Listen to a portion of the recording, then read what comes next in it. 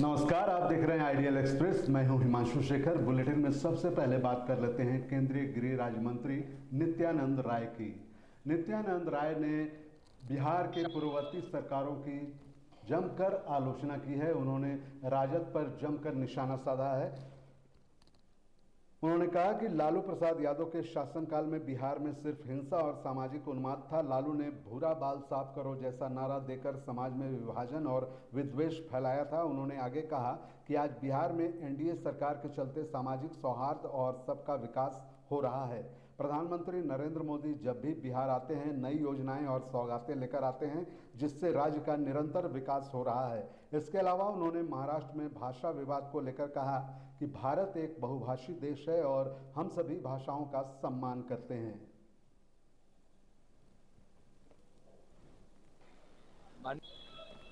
और सबका सम्मान भी करती है।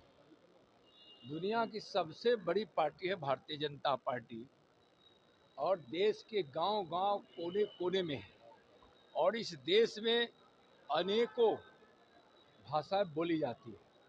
माननीय प्रधानमंत्री जी की नेतृत्व वाली केंद्र की सरकार, आप देखे होंगे कि अभी कई भाषाओं में ज्ञान विज्ञान पढ़ाई की बात की है। बिहार के भी मिथिला में संविधान लिखा जा रहा है और माननीय गृह मंत्री जी के मार्गदर्शन में, प्रधानमंत्री जी के नेतृत्व में तो है ही, भारत सरकार के गृह मंत्रालय के राजभाषा ने हिंदी के साथ साथ, जो हिंदी इस देश की राजभाषा है, उसके साथ साथ देश के अष्टम सूची के सभी भाषाओं को सम्मान दे रही है, संरक्षण दे रही है, बढ़ावा दे रही है। और माननीय प्रधानमंत्री जी की जो घोषणा थी कि हम स्थानीय भाषाओं में यानी उनकी मातृभाषा में भी हम तकनीकी की पढ़ाई देंगे, जो प्रारंभ भी।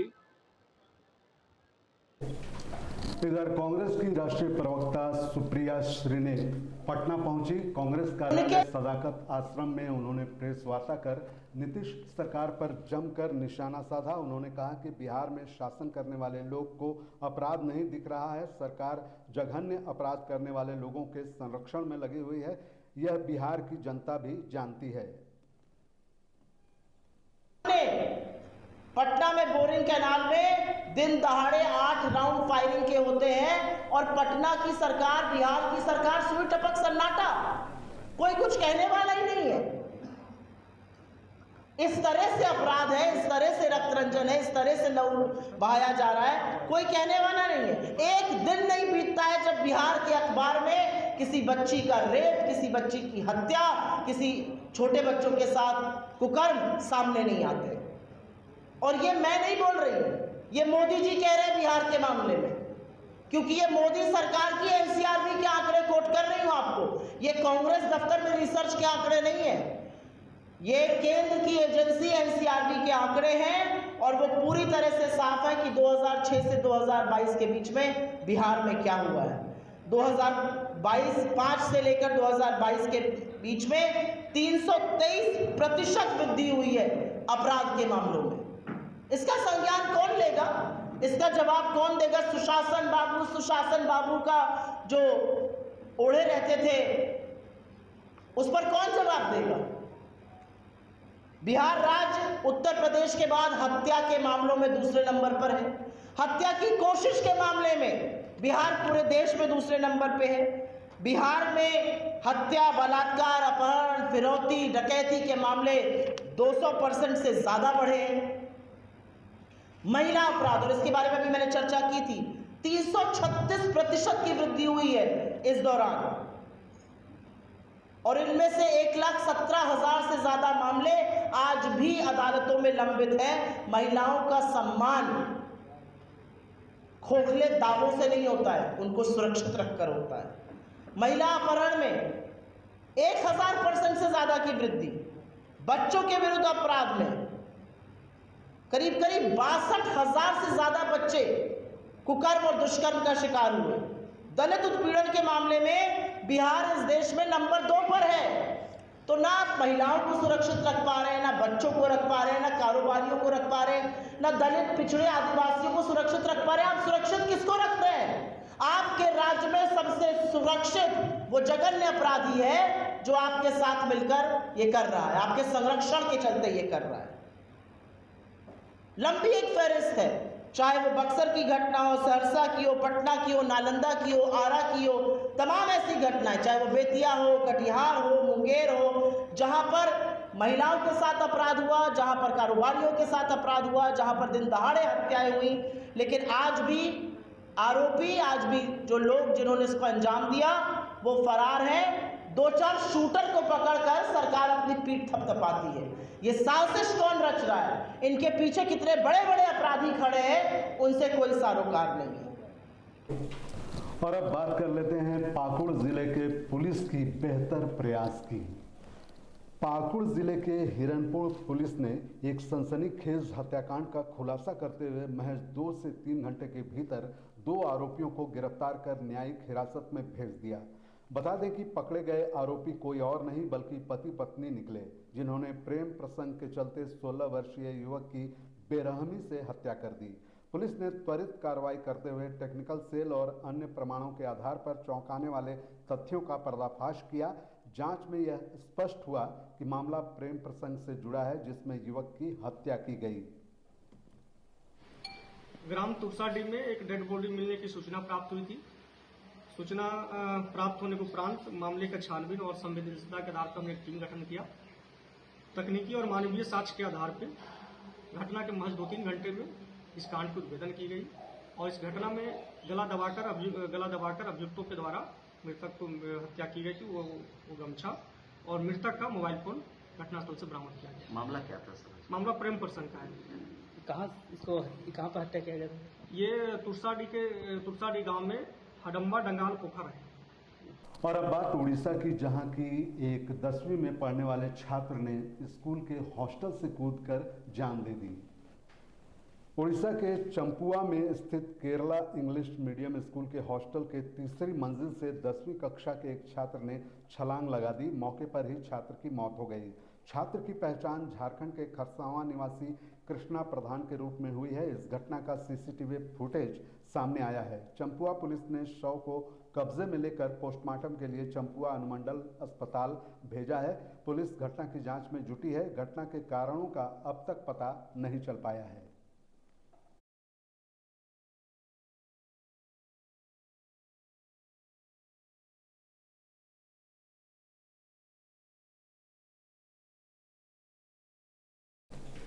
और अब बात बिहार के बगहा की, जहां पर ग्रामीणों का आक्रोश बिजली विभाग की बदहाल व्यवस्था पर उबल पड़ा है। क्या है पूरा मामला, आइए जानते हैं। बगहा में बिजली संकट को लेकर ग्रामीणों का गुस्सा फूटा। बता दें कि नरवल बोरवल पंचायत के ग्रामीण विद्युत विभाग की मनमानी और लापरवाही से नाराज होकर विरोध प्रदर्शन पर उतर आए हैं। इसके साथ ही 72 घंटे में व्यवस्था नहीं सुधारे जाने पर सड़कों पर उतरकर आंदोलन करने की चेतावनी भी उन्होंने दी है। कभी दिन भर बिजली गायब, कभी 4 घंटा बिजली गायब। इसको लेकर हम लोग काफ़ी परेशान हैं।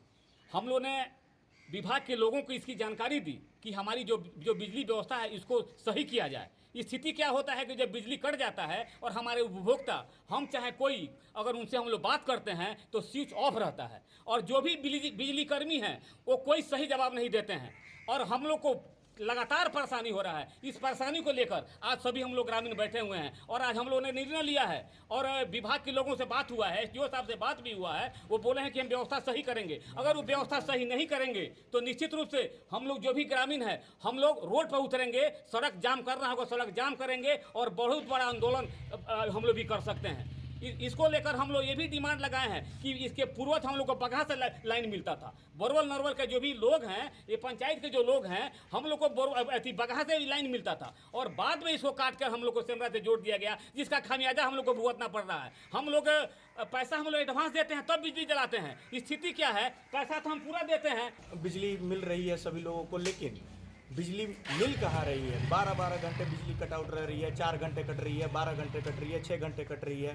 क्यों कट रही है? क्योंकि हमारे यहाँ पहले बगहा से आती थी ग्रिड से लाइट, लेकिन अब उसको सेमरा के द्वारा कर दिया गया है, जिसके कारण हमारे यहाँ के ग्रामीण क्षेत्रों में काफ़ी बिजली के कटआउट्स का सामना करना पड़ रहा है, और जिसके कारण लोग त्रसित हैं और कृषि भी त्रसित है, क्योंकि उनको ना मोटर चलाने के लिए उपरोक्त वोल्टेज मिल पा रहा है, ना उतना उनका कार्य संपन्न हो पा रहा है। तो इसलिए कृषि भी त्रसित है, ग्रामीण भी त्रसित है। गर्मियों में गर्मी का मौसम है, जिसमें लोग बिजली पंखा का इस्तेमाल करते हैं गर्मी से दूर भगाने के लिए, लेकिन यहाँ 12-12 घंटे बिजली ही नहीं रह रही है। लोग त्रसित हैं, गर्मी से त्रसित हैं, कृषि पानी नहीं मिल पा रहा है कृषि को मोटर चलाने के लिए।